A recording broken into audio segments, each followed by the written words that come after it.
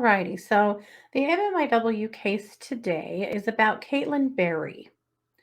Caitlin Berry is missing from Sydney, Montana.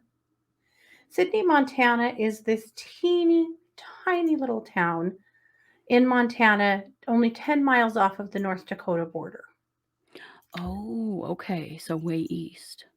Yeah, and it is a place, it's very small. It's about 6,000 population. This town is full of oil workers.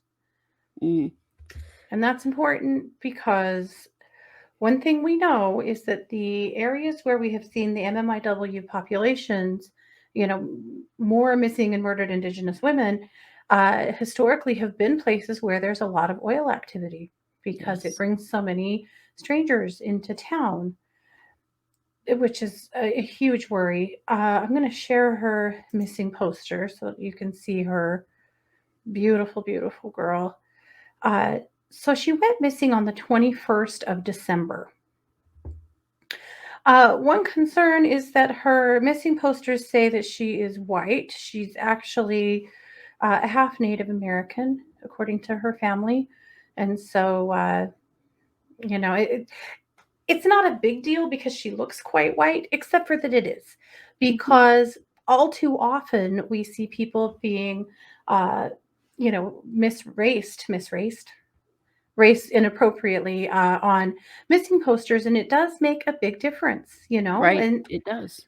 or Well, and misgendered being happens too, and yes, it does. And being indigenous is not necessarily an appearance.